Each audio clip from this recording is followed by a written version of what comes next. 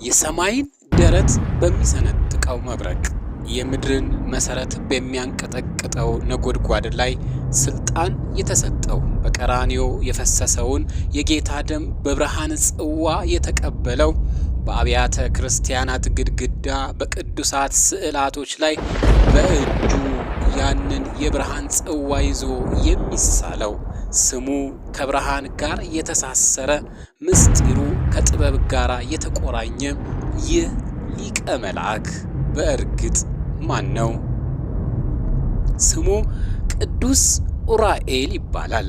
ይህ ስም ግን የሹመቱ መጀመሪያ እንጂ የማንነቱ ፍጻሜ አይደለም። እሱ የምስጢር ገላጭ፣ የመከራ ጊዜ ደራሽ፣ የቃል ኪዳን ጠባቂ ነው። ታሪኩ በጥንት መዛግብት የተከተበ፣ አገልግሎቱም በቅዱሳን አባቶች ሕይወት የተመሰከረ፣ ክብሩም በቤተ ክርስቲያን መታሰቢያ በበዓላት የሚዘከር ታላቅ መልአክ ነው። ታዲያ ከስሙ ጀርባ ያለው እውነተኛ ምስጢር ምንድን ነው? በመብረቅ ላይ ያለው ስልጣን ምን ማለት ነው? ለነቢዩ ዕዝራስ የገለጠው የጥበብ ጽዋ ምን ነበረ? በቀራንዮስ ምን አደረገ? እነሆ ውድ ቤተሰቦቻችን በዛሬ መርሃ ግብራችን የሊቀ መልአኩ የቅዱስ ኡራኤልን እውነተኛ ማንነት፣ ከሹመቱ ጀርባ ያለውን ኃይል፣ በታሪክ ውስጥ የሰራውን አስደናቂ ተአምራትና ከሁሉም በላይ በቅድስት ቤተ ክርስቲያናችን በዓላቱ ለምን በታላቅ ክብር እንደሚከበሩ በጥልቀት እናያለን። ይህ ዝግጅት የምናውቀውን የምናረጋግጥበት፣ የማናውቀውንም የምንመረምርበት ታላቅ ጉዞ ይሆናል። እስከ ፍጻሜው ድረስ አብራችሁን ቆዩ። ይህ የቅዱስ ኡራኤል አስደናቂው ታሪክ ነው። ስሙ ማንነቱን የሚናገር ኡር ማለት ብርሃን ማለት ሲሆን ኤል ማለት ደግሞ አምላክ ማለት ነው። ኡራኤል የአምላክ ብርሃን ተብሎ ይተረጎማል። ይህ ስም ብቻ አይደለም ሹመትም ጭምር እንጂ። በፍጥረተ ዓለም መጀመሪያ እግዚአብሔር ሰማያትን ሲዘረጋና ምድርን ሲመሰርት ኃይላትን በየስርዓታቸው ሲያቆም ልዩ ልዩ ኃላፊነቶችንም ለመላእክቶቹ አደለ። ከእነዚህም መካከል በዓይን የማይታዩ ነገር ግን በጆሮ የሚሰሙ በፍጥረታት ላይ ፍርሃትንና ክብርን የሚያሳድሩ ሁለት ታላላቅ ኃይላት ነበሩ። የሰማይን ደረት የሚሰነጥቀው መብረቅና የምድርን መሰረት የሚያናውጠው ነጎድጓድ። ይህ ኃይል ለማን ይሰጥ? ይህ ስልጣን በማን እጅ ይቆይ? በመጽሐፈ ሄኖክ እንደተጻፈው ይህ ኃላፊነት የተሰጠው ለሊቀ መልአክ ለቅዱስ ኡራኤል ነበረ። ነገር ግን ይህ ኃይል ለጥፋት የተሰጠ ነውን? በፍጹም። ሹመቱ ዓላማ ነበረው እንጂ። መብረቅ በኃይሉ ሰማይን ሲሰነጥቅ ለጥጋብና ለበረከት ዝናብን ይዞ እንዲወርድ ነው። ነጎድጓድ በድምፁ ፍጥረትን ሲያስደነግጥ ለሰላምና በሰው ልጆች ልብ ውስጥ ለፍርሃተ እግዚአብሔር እንዲሆን ነው። እርሱ የዚህ ስርዓት ተቆጣጣሪ፣ የዚህ መለኮታዊ ሚዛን ጠባቂ ነው። ኃላፊነቱ ግን በዚህ የሚያበቃ አይደለም። ከምድር ክስተቶች ባሻገር ወደ ሰማየ ሰማያት የሚሻገር ነው። እርሱ መጋቤ ብርሃናትም ይባላል። የብርሃናት ሁሉ አስተዳዳሪ። እስኪ አንድ ጊዜ አስቡት። በጽልመት ውስጥ የመጀመሪያዋን የንጋት ኮከብ ብርሃን የሚለኩስ፣ ፀሐይ በየዕለቱ ከማደሪያዋ እንድትወጣና በየምሽቱ ወደ የማደሪያዋ እንድትመለስ መንገዷን የሚመልስ፣ ጨረቃ ምህዋሯን እንዳታስት የሚጠብቅ፣ ስፍር ቁጥር የሌላቸውንም ከዋክብት በሰማይ ላይ እንደ ዕንቁ ፈርጥ ተደርድረው እንዲያበሩ የሚያደርግ ይህ ሁሉ ስርዓት፣ ይህ ሁሉ ስሌት፣ ይህ ሁሉ ስምረት በአጋጣሚ የተፈጠረ ይመስላችኋልን? የቅድስት ኦርቶዶክሳዊት ቤተክርስቲያን አባቶቻችን አይደለም ይሉናል። ይህ ሁሉ ስርዓት በአንድ ታላቅ ቀን በአንድ መለኮታዊ ሹመትም የተሰጠ ኃላፊነት ነው። ያቺ ዕለት ጥር 22 ናት፣ የበዓለ ሲመቱ ቀን። ቅዱስ ኡራኤል ይህን ሁሉ ገናና ስልጣን ከልዑል እግዚአብሔር የተቀበለበት ዕለት። አዎን፣ ስልጣኑ በሰማያት ላይ ታላቅ ነው፣ ሹመቱም ግሩም ነው። ነገር ግን የዚህ ታላቅ መልአክ ማንነት የሚለካው በከዋክብት መመላለስ ብቻ አይደለም። እውነተኛ ክብሩ የሚገለጠው ሰማያትን ትቶ ወደ ምድር ሲወርድ፣ በሰው ልጆች ታሪክ ውስጥም ጣልቃ ሲገባ፣ በተሰበረ ልብ ውስጥም ተስፋን ሲያበራ ነው። እንግዲያውስ ይህ የብርሃንና የስልጣን መልአክ ለሰው ልጆች ያደረገውን አስደናቂ ተራዳይነትና ምስጢር ገላጭነት በጥቂቱ እንመልከት። በታሪክ ውስጥ ዕውቀት ሲሰወር፣ መጻሕፍት ሲጠፉ፣ የሰው ልጅ ተስፋ ሲቆርጥ፣ ቅዱስ ዑራኤል መልአካዊ ተልእኮውን ይዞ ይመጣል። ታሪኩ የሚጀምረው ከዘመናት በፊት በባቢሎን ምርኮ በነበረበት በጨለማ ዘመን የሚጀምር ነው። የእስራኤል ልጆች ከሀገራቸው ተሰደው ማንነታቸውም ተሸርሽሮ፣ ከሁሉ በላይ ደግሞ የአምላካቸው ድምፅ የነበረው የሕይወታቸው መመሪያ የነበረው የሕግ መጽሐፍ በእሳት ተቃጥሎ ጠፍቶ ነበረ። መቅደሱ ፈርሷል፣ ጽላቱም ተሰውሯል፣ ሕጉም በልባቸው ውስጥ ትዝታ ሆኖ ቀርቷል። በዚህ ተስፋ በሌለበት ሐዘንም በሞላበት ዘመን ነቢዩ ዕዝራ ሱቱኤል በፈረሰችው ኢየሩሳሌም ፍርስራሽ ላይ ሆኖ ያለቅሳል። ሕዝቡም መንገዱን ስቷል፣ እረኛ እንደሌለው በግም ተበትኗል።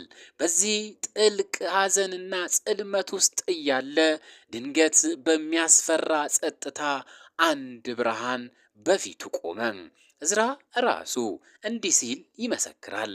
ዑራኤል የተባለ መልአክ ሊረዳኝ መጣ። ግን ይህ ብርሃን ለምን መጣ? ዕዝራን ከሐዘኑ ሊያጽናናው ብቻ በፍጹም አይደለም። የመልአኩ መልእክት ከዚያም የጠለቀ ከዚያም የሚያስፈራ ነበረ። ቅዱስ ዑራኤል ስለ ወደፊቱ ስለ ዓለም ፍጻሜ አስደንጋጭ ትንቢቶችንም ይዞ መጣለት። የጽድቅ መንገድ ከምድር ላይ እንዴት እንደሚሰወር፣ እውነት በውሸት እንዴት እንደምትዋጥ፣ ወዳጅ በወዳጁ ላይ እንዴት እንደ ጠላት እንደሚነሳ፣ የሚጣፍጠውም ውሃ መራራ እንደሚሆን፣ ያልተጠበቀውም ሰው ንጉሥ ሆኖ ሲቀመጥ ምድር በነውጥ እንደምትንቀጠቀጥ አንድ በአንድ ነገረው። የዕዝራ ልብ በፍርሃት ተዋጠ። ይህ ሁሉ ጥፋት ለምን? የዚህ ሁሉ አስደንጋጭ ራእይ መጨረሻው ምንድን ነው? በዚህ የፍርሃትና የጥያቄ ማዕበል ውስጥ መልአኩ እጁን ዘረጋ። በእጁም መልኩ እሳት የሚመስል የሚያንጸባርቅ ጽዋ ይዟል። ይህ ተራ ጽዋ አልነበረም። ጽዋ ልቦና ይባላል። የጥበብ ጽዋ፣ የመለኮታዊ ዕውቀት ማህደር ጽዋ። አፍህን ክፈት፣ እኔም የማጠጣህን ጠጣ አለው። ዕዝራም አፉን ከፈተ፣ መልአኩም አጠጣው። በዚያች ቅጽበት የባቢሎን ጽልመት ተገፈፈ። የዕዝራ ልቦና በእውቀት ተሞላ፣ አእምሮውም በራ። የተረሱት ቃላት፣ የጠፉትም ሕግጋት፣ የተቃጠሉትም መጻሕፍት ሁሉ በአእምሮ ውስጥ እንደገና ሕያው ሆኑ። ከዚያም በኋላ ታላቅ ተአምር ተፈጸመ። ለ40 ቀንና ለ40 ሌሊት ሳያርፍ ሳይበላና ሳይጠጣ የጠፉትን 24 የብሉይ ኪዳን መጻሕፍት እንደገና ጻፋቸው። ይህ የጥበብ ጽዋ፣ ይህ የእውቀት ብርሃን ለነቢዩ ዕዝራ ብቻ የተሰጠ ነበርን? ታሪክ ሌላም ነገር ይነግረናል። ዘመናት አለፉ። ታሪክ ወደ ኢትዮጵያ ምድር ዞረ። በሐይቅ እስጢፋኖስ ገዳም አባ ጊዮርጊስ ዘጋስጫ የተባለ ትሑት መነኩሴ በትምህርቱ ሲቸገር ከሰው ዓይን ተሰውሮ በእመቤታችን ስዕል ፊት በእንባ ይጸልይ ነበር። ልቦናው ዝግ ሆኖበት ተጨንቆ ሳለም በእመቤታችን በቅድስት ድንግል ማርያም ትእዛዝ ያ በባቢሎን ለዕዝራ ተገልጦ የነበረው የብርሃን መልአክ ቅዱስ ዑራኤል ያንኑ የእውቀት ጽዋ ይዞ በፊቱ ቆመ። በዚያች ሌሊት ለአባ ጊዮርጊስ ዘጋስጫም የሰማይና የምድር ምስጢር ተገለጠለት። ከዚያች ቀን ጀምሮ ብዕሩ እንደ ወይን የሚፈስ ሊቅ ሆኖ እንደ መጽሐፈ ሰዓታትና መጽሐፈ አርጋኖን ያሉትን ታላላቅ ድርሰቶችን ዛሬም ቅድስት ቤተ ክርስቲያናችን የምትጠቀምባቸውን ድንቅ መጽሐፍቶችን አዘጋጀም። ከሳቴ ምስጢር ይህ ነው የቅዱስ ኡራኤል አንደኛው ገጽታ። እርሱ በጨለማ ዘመን የእውቀት ብርሃንን የሚለኩስ ለጠፉትም መንገድን የሚያሳይ ታላቅ መልአክ ነው። ቅዱስ ኡራኤል አገልግሎት በምስጢር ገላጭነት ብቻም አይበቃም።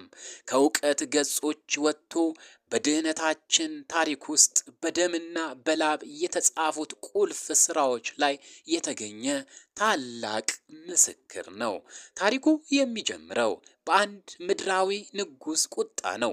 የንጉሶችን ንጉስ የሰማይና የምድርን ፈጣሪ በጨርቅ ተጠቅልሎ ያየው የሄሮድስ ልብ በቅናት በፍርሃት ተዋጠ። በቤተልሔም ለሚገኙ ሕፃናት ሁሉ የሞትን አዋጅ አወጀ። የንጹሐንን ደም እንደ ጎርፍ ሊፈስ ተዘጋጀ። በዚያች አስፈሪ ሌሊት አንዲት ወጣት እናት ሕፃኑን አምላክ አቅፋ ከጠባቂዋ ከቅዱስ ዮሴፍ ጋር ወደማታቀው መንገድ ወጣች። ከፊታቸው ያለው በረሃ፣ ከኋላቸው ያለው ደግሞ የንጉሥ ሰይፍ ነበረ። በዚህ የፍርሃትና የተስፋ መቁረጥ ሰዓት በጨለማ እንደ ብርሃን አምድ በምድረ በዳ ውስጥ ስውር መንገድ እየሆነ ከፊትና ከኋላ ሲጠብቃቸው የነበረው ማን ይመስላችኋል? በትክክል ቅዱስ ኡራኤል ነበረ። ወደ ግብጽ ከዚያም ወደ ቅድስት ሀገራችን ኢትዮጵያ ምድር በደመና ሰረገላ ጭኖ እያሻገረ ከጠላት ዓይን እየሰወረ የቅዱሱን ቤተሰብ ስደት የመራ ታላቅ ታማኝ አገልጋይ እርሱ ነው። ነገር ግን የታሪኩ የመጨረሻ ምዕራፍ የምስክርነቱ ቁንጮ ገና አልተገለጠም ነበረ። ዘመናት አለፉ። ያ በግርግም ተኝቶ የነበረው ሕፃን አሁን በቀራንዮ ኮረብታ ላይ በእንጨት መስቀል ላይ ተሰቅሏል። ቀኑ አርብ ነበረ። በቀራንዮ ላይ ጨለማ ወረደም፣ ምድርም ተናወጠች፣ አለቶችም ተሰነጠቁ። ፍጥረቶች ሁሉ በጌታው ሕማም አዘነ። ደቀ መዛሙርቱ ተበተኑ። ሰማይ በጸጥታ ተውጣለች። የዓለም መድኃኒት የሰውን ልጅ ፍቅር በሚያሳይበት የመጨረሻው ጥማት ጎኑ በጦር ተወጋ። የዓለምን ኃጢአት የሚያጥበው ያ ክቡር ደምና ቅዱስ ውሃ ከጎኑ ፈሰሰም። በዚያች ቅጽበት የፈሰሰውን የሕይወት ምንጭ የድህነትን ዋጋ ለመቀበል ማን ይደፍራል? በዚያች ሰዓት ከሰማይ የወረደ አንድ ልዩ ተልእኮ ነበረ። የቅዱስ ኡራኤል የተሰጠ ኃላፊነት። ሌሎች መላእክት በፍርሃትና በድንጋጤ ሲርዱ፣ እርሱ ወደ መስቀሉ ቀረበ። በእጁም የብርሃን ጽዋ ይዟል። በዚያች አስፈሪና ቅድስት በሆነች ቅጽበት ያንን ክቡር ደም ተቀብሎ በዓለም በአራቱም ማዕዘናት ላይ ረጨው። ምድርንም ቀደሳት፣ አየሩንም ባረከው። ለፍጥረት ሁሉ የድህነትን ኪዳን አተመ። በዚያች ቅጽበት ቅዱስ ኡራኤል የምድር እና የሰማይ ካህን ሆነ፣ ካህነ መስቀል። ለዚህም ነው ዛሬ በቅዱሳት ስዕሎቻችን ላይ ቅዱስ ኡራኤልን ስናየው ዝም ብሎ የቆመ መልአክ ሆኖ አናየውም። በእጁ የብርሃን ጽዋ ይዟል። ምስጢሩ ይህ ነው። የመላእክቱ ጸዳል በጌታ ደም የታተመ ነውና ቅድስት ቤተ ክርስቲያናችን የምታከብራቸው በዓላት በጊዜ አቧራ የተሸፈኑ የደረቁ ቤተ ክርስቲያን ማስታወሻዎች አይደሉም። በዓል ማለት ያ ተአምር፣ ያ ጸጋ፣ ያ ቃል ኪዳን ዛሬም ሕያው መሆኑን ማወጅ ነው። የደውል ድምፅ፣ የጧፍ ብርሃን፣ የዕጣን መዓዛ ያለፈውን ወደ ዛሬው የሚጠሩ መለኮታዊ ጥሪዎች ናቸው። የቅዱስ ኡራኤል በዓላትም እንዲሁ ናቸው። ያንዳንዳቸው ወደ አንድ ታላቅ ሰማያዊ ምስጢር የሚያስገቡ በሮቻችን ናቸው። ለምሳሌ ጥር 22 በዚህ ቀን ቅድስት ቤተ ክርስቲያናችን ዝም ብላ የሹመትን ቀን አታስታውስም። ዓይኖቿን ወደ ፍጥረት መጀመሪያ ትመልሳለች። እግዚአብሔር ሥርዓትን ወደ ሠራበት ዘመን በዚያ ቀን ነው ቅዱስ ዑራኤል የሰማይን ደረት በሚሰነጥቀው መብረቅና ምድርን በሚያንቀጠቅጠው ነጎድጓድ ላይ ስልጣን የተቀበለው። በዚህ ቀን የከዋክብትን መመላለስ እንዲያስተዳድር መጋቤ ብርሃናት ሆኖ የተሾመ።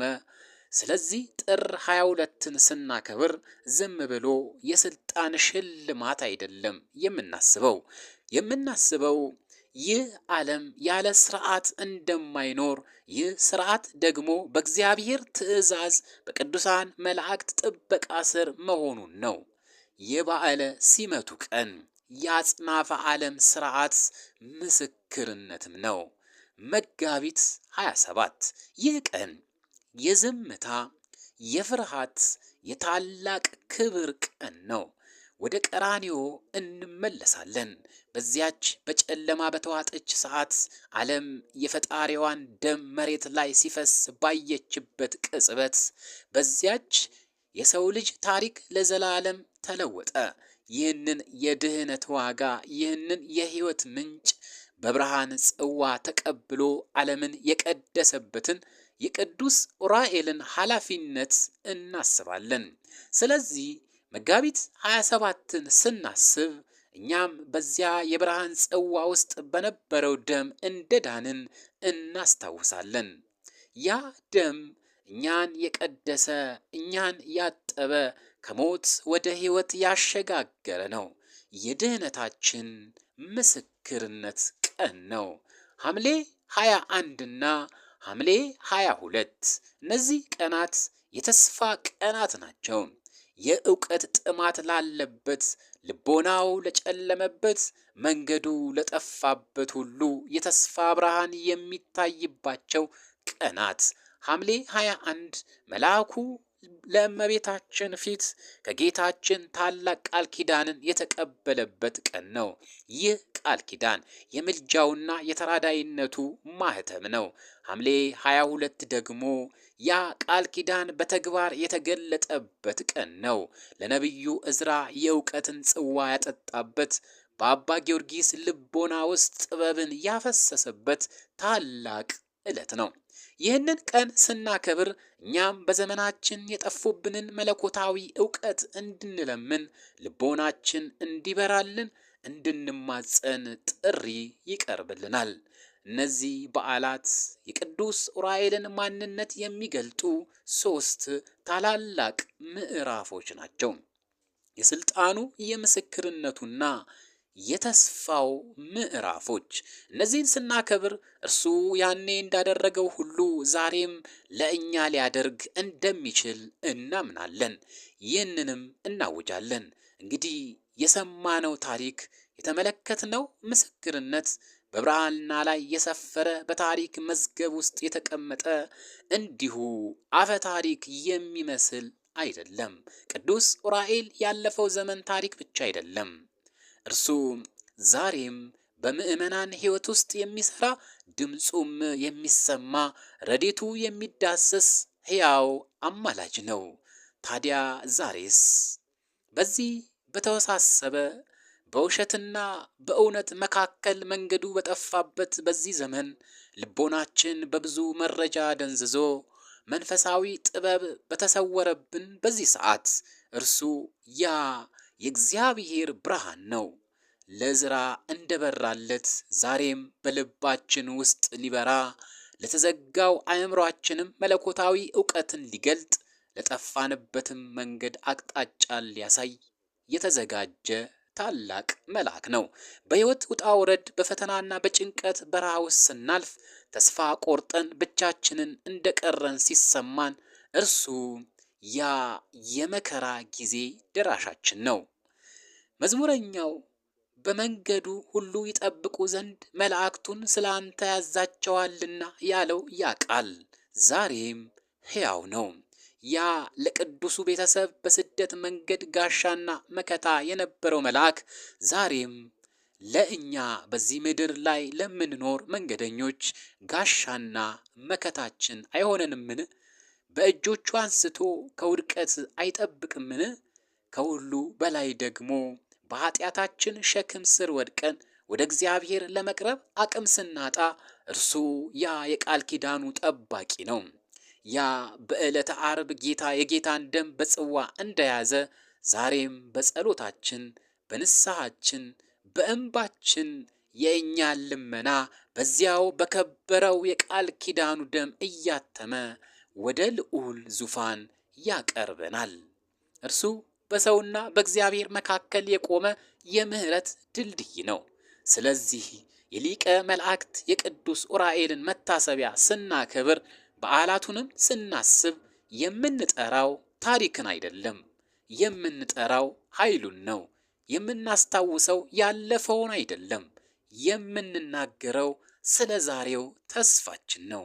እርሱ ዛሬ ከኛ ጋር መሆኑን፣ በችግራችን እንደሚደርስልን፣ በነፍሳችንም እንደሚማልድ ያለንን ሕያው እምነት የምናውጅበት ቀን ነው። የሊቀ መላእክት የቅዱስ ዑራኤል ጥበቃው፣ ምልጃው፣ ረዴቱ አይለየን። አሜን።